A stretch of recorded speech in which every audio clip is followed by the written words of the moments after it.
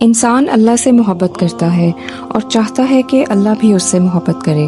مشہور کہاوت ہے کہ جب آپ اللہ سے بات کرنا چاہیں تو آپ نماز پڑھیں، دعا کریں، اور جب آپ چاہتے ہوں کہ اللہ آپ سے بات کرے تو آپ قرآن کو سمجھ کر اس زبان میں پڑھیں جو آپ کو سمجھ آتی ہو۔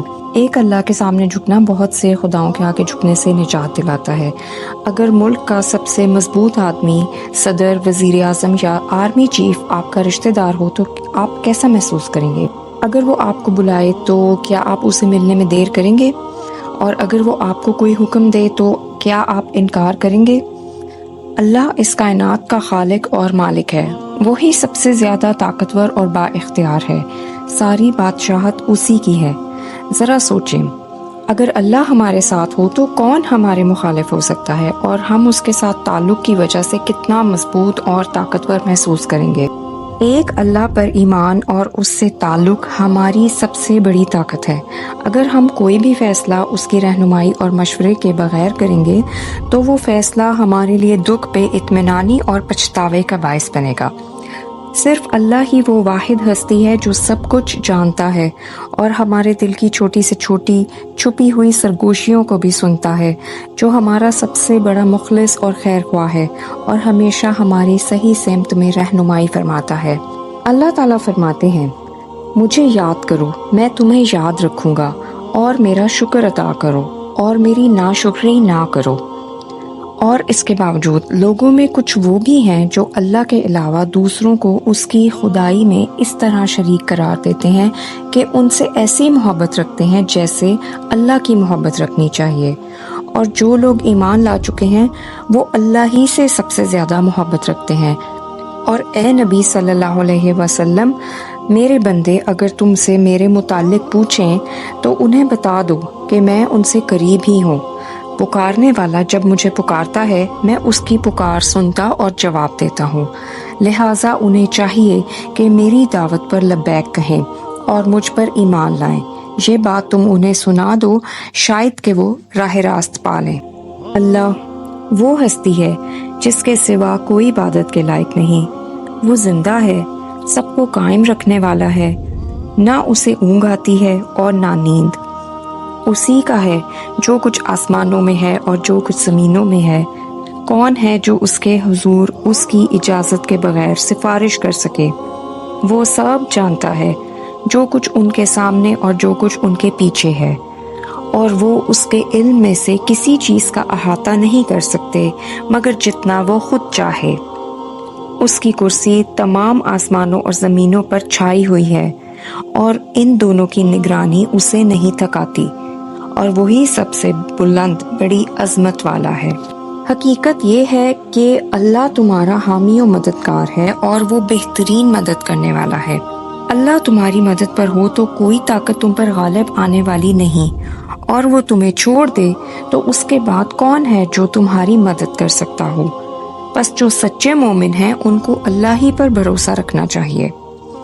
اپنے رب کو پکارو گڑ گڑاتے ہوئے اور چپکے چپکے، یقیناً وہ حد سے گزرنے والوں کو پسند نہیں کرتا۔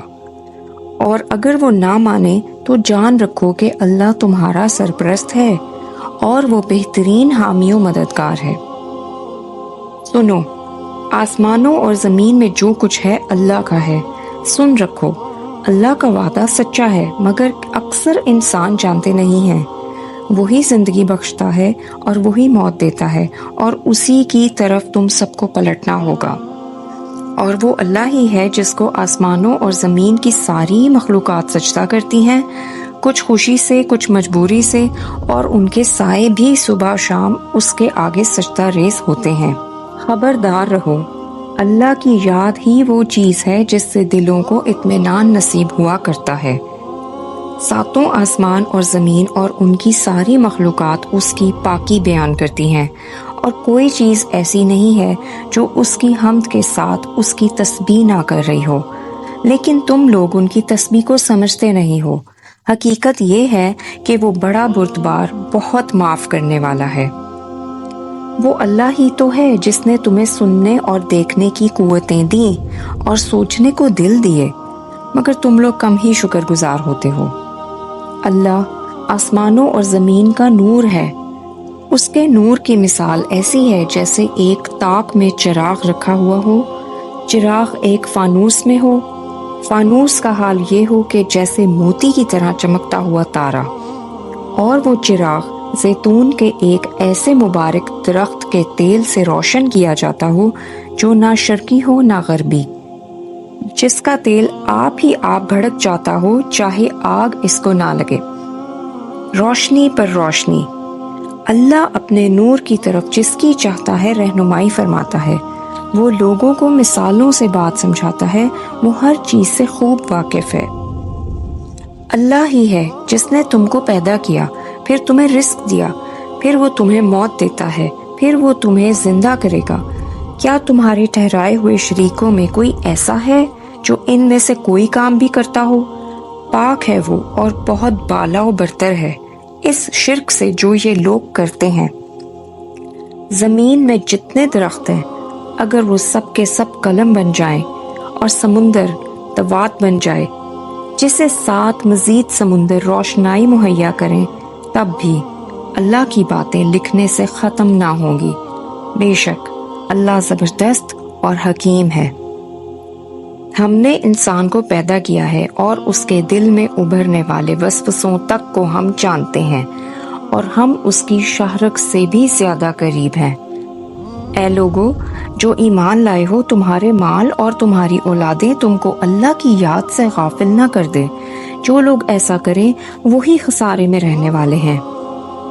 زمین اور آسمانوں کی ہر چیز کا اسے علم ہے، جو کچھ تم چھپاتے ہو اور جو کچھ تم ظاہر کرتے ہو سب اس کو معلوم ہے، اور وہ دلوں کا حال تک جانتا ہے۔ اپنے مسائل سب سے پہلے اللہ سے بیان کریں۔